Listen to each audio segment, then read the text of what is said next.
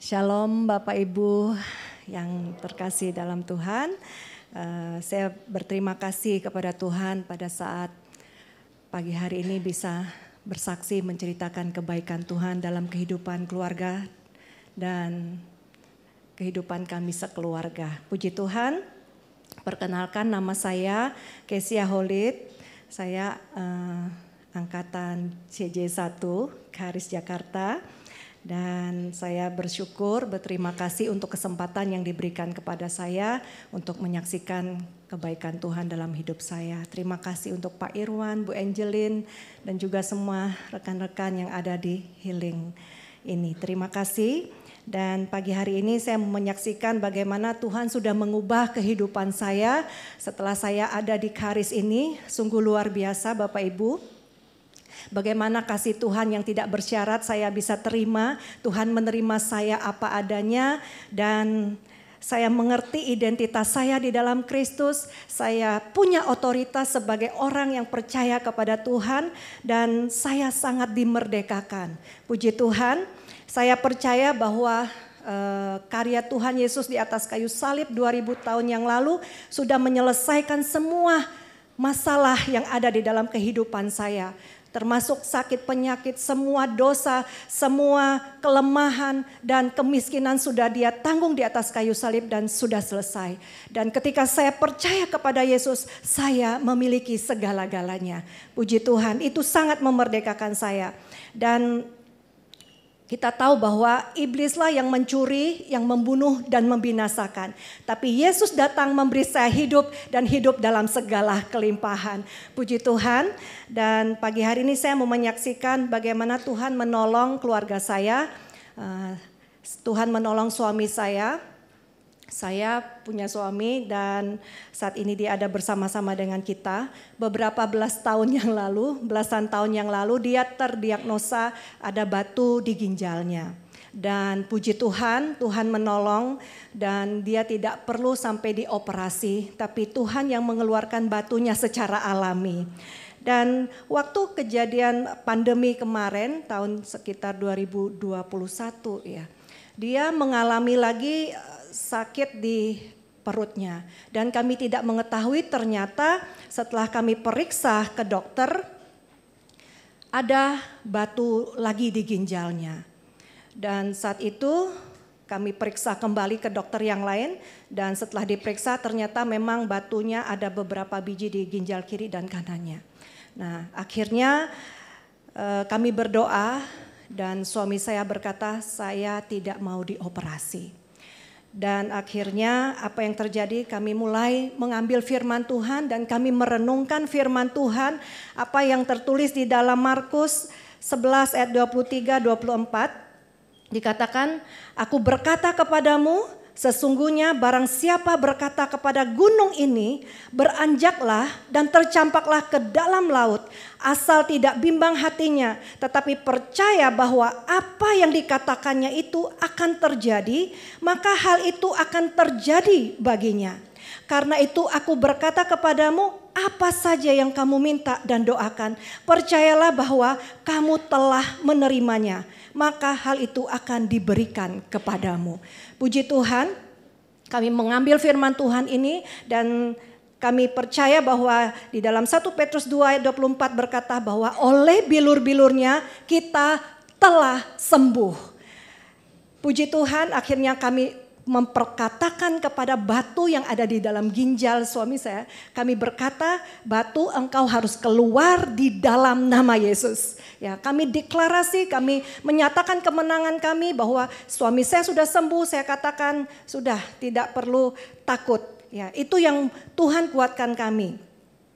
Puji Tuhan, tidak lama kemudian, beberapa hari kemudian, batunya keluar secara alami. Puji Tuhan, tidak perlu dioperasi Bapak Ibu. Dan ini terjadi 2 kali di masa pandemi. Dan terakhir ini di bulan Desember tahun kemarin, dia berkata lagi perutnya nyeri lagi. Dan dia sudah menyerahkan semua kepada Tuhan. Dia percaya bahwa dia tidak mau dioperasi, dia mau Tuhan yang bekerja dalam hidupnya. Dan terakhir dia bilang saya mengalami nyeri lagi di perut puji Tuhan saat itu saya dalam kondisi tenang. Saya percaya bahwa Tuhan akan melakukan sesuatu lagi dalam hidupnya. Puji Tuhan saat dia merasakan nyeri, hari itu juga batunya keluar. Puji Tuhan. Haleluya. Nah, inilah yang Tuhan lakukan dalam kehidupan suami saya. Dan saya mau bersaksi lagi, saya punya anak 3 orang sekarang, ya sebenarnya 4, satunya sudah pulang ke surga. Dan saat ini anak saya yang pertama sudah selesai kuliah, dan saya mau bersaksi bagaimana Tuhan mengubah kehidupannya. Dulu semasa dia ada di kuliah, dia ada di dalam lingkungan yang kurang baik, akhirnya membuat dia terbawa arus. Dia sempat tidak mau datang beribadah kepada Tuhan, dia tidak mau mencari Tuhan. Dan kami sebagai orang tua, bagian kami hanya kami berdoa dan kami terus memperkatakan kebenaran firman Tuhan atas kehidupan anak-anak kami. Kami terus memperkatakan bahwa mereka adalah kepala bukan ekor. Mereka anak-anak yang dikasihi Tuhan. Tuhan mengasihi mereka, Tuhan tidak pernah meninggalkan mereka. Dan kami mulai terus memperkatakan kehidupan kepada anak kami. Sampai satu hari Bapak Ibu, saya teringat teman kami di kelas bersaksi bagaimana Tuhan menolong anaknya bisa berbalik lagi kepada Tuhan. Dan dia memberikan saya satu firman Tuhan di dalam Yesaya 54 ayat 13. Dia berkata bahwa semua anakmu akan menjadi murid Tuhan dan besarlah kesejahteraan mereka. Saat itu saya mengambil firman Tuhan ini dan saya katakan kepada anak saya bahwa semua anak-anak saya menjadi murid Tuhan dan besarlah kesejahteraan mereka. Puji Tuhan, Tuhan bekerja dengan luar biasa dalam kehidupan anak saya yang pertama ini. Hari lepas hari kami melihat perubahan yang tanpa usaha kami, tapi firman Tuhan yang bekerja dalam kehidupannya. Sehingga kami melihat perubahan demi perubahan terjadi dan sampai akhirnya di bulan November 2023 kemarin ada pendaftaran Charis. Saya cerita ke anak saya bahwa ada sekolah dibuka, Charis dibuka, kalian mau nggak belajar di Charis? Ya, puji Tuhan. Waktu itu adiknya ada bersama kita, ya dia berkata saya mau belajar mah, dia bilang gitu. Dan saya tunggu anak saya yang pertama ini, kapan dia ngomong saya mau belajar. Dan saat itu hari terakhir pendaftaran, dia bilang pendaftaran secara free ya. Dia bilang oke mah saya mau belajar di Charis, haleluya. Saya sungguh bersyukur kepada Tuhan apa yang Tuhan kerjakan dalam kehidupannya. Dan saat ini saya melihat Tuhan bekerja dengan luar biasa. Dia mulai membangun hubungan dengan Tuhan. Bahkan terkadang dia yang suka kirim ayat firman Tuhan kepada kami untuk menguatkan kami. Puji Tuhan. Apa yang Tuhan lakukan luar biasa Bapak Ibu Saudaraku. Tuhan sangat baik untuk keluarga kami. Ya, puji Tuhan, dan saat ini dia sudah bekerja dan Tuhan memberkati kehidupannya dengan luar biasa. Puji Tuhan. Jadi tidak ada yang terlalu sulit untuk Tuhan. Tadinya saya berpikir kapan anak saya berubah. Tapi Tuhan mengajar saya untuk terus memperkatakan kebenaran firman Tuhan kepada anak-anak kami. Dan Tuhan mengajar saya untuk tidak selalu mengeluh dan membicarakan keburukannya, tapi terus mengucap syukur untuk anak kami. Ya. Dan akhirnya saya mengubah kehidupan saya yang harus berubah Tuhan. Saya bilang oke, saya terus memperkatakan berkat Tuhan atas anak-anak kami. Dan puji Tuhan, firman yang bekerja luar biasa. Haleluya, puji Tuhan. Dan terakhir Bapak Ibu Saudaraku, saya mau menyaksikan bagaimana Tuhan menolong kami di waktu masa pandemi terjadi. Kami harus tidak bisa bekerja, suami saya tidak bisa bekerja saat itu. Dan puji Tuhan, Tuhan menolong kami memberikan satu pekerjaan di mana bisa menghidupi kami selama pandemi. Tuhan memelihara kami dengan luar biasa Bapak Ibu. Dan memang ada beberapa aset yang harus kami jual. Kami harus menjual kendaraan, ada beberapa kendaraan yang harus kami jual karena untuk membiayai kehidupan kami. Tetapi di akhir tahun 2023 ya kami berdoa dan saya minta Tuhan, saya minta kendaraan satu mobil lagi Tuhan untuk aktivitas kami. Karena sekarang mobil kami tinggal hanya satu dan itu sangat mengganggu aktivitas kami. Suami saya harus bekerja dan saya harus antar anak saya sekolah.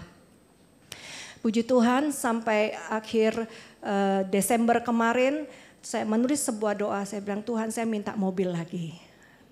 Dan saya tidak tahu suami saya dia mengirim poin Telkomsel ya. Dan ini mungkin sepertinya mustahil Bapak Ibu ya.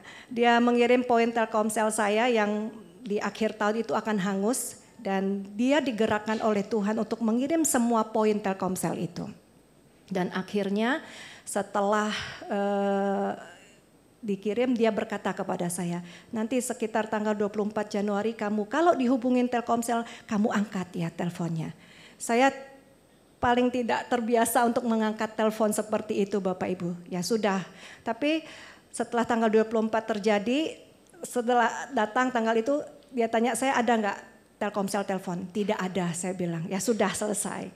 Nah ternyata tanggal 29 Januari saya ditelepon oleh Telkomsel dan dia menyatakan bahwa kami adalah pemenang dari Grand Prize Telkomsel Point dan hadiahnya adalah BMW Bapak Ibu Saudara.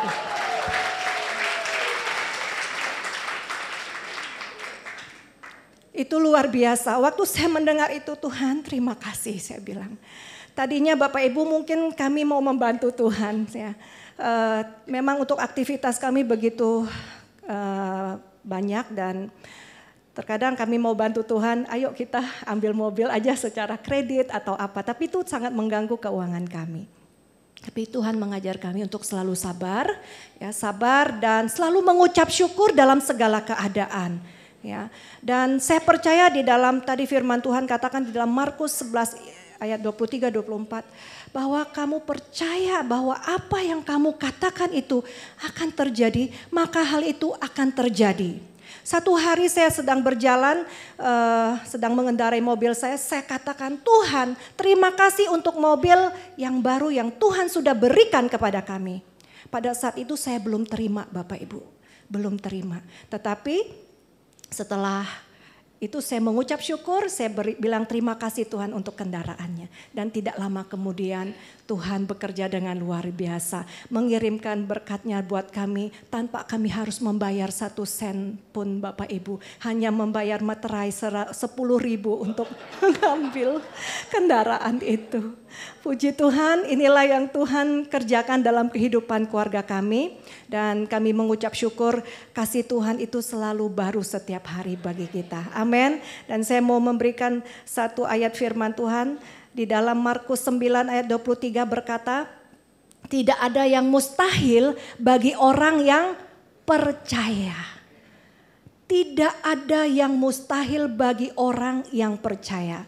Berarti Tuhan memberikan saya pengertian, bagi orang yang tidak percaya memang mustahil. Tapi bagi orang yang percaya tidak ada yang mustahil. Haleluya. Puji Tuhan Bapak Ibu.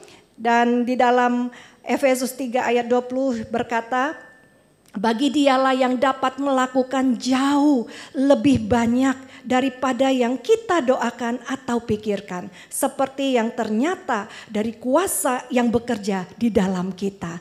Puji Tuhan, kami menikmati dan menerima setiap pemberian yang baik yang Tuhan sudah sediakan buat kita anak-anaknya. Karena kita tahu di saat Yesus mati di kayu salib, Dia sudah menyediakan semua yang kita butuhkan untuk hidup kita. Tuhan sudah menyelesaikannya buat kita. Ya, tinggal kita sekarang mengambilnya dan percaya. Amin Bapak Ibu Saudaraku. Puji Tuhan, demikian kesaksian saya. Tuhan memberkati kita semua.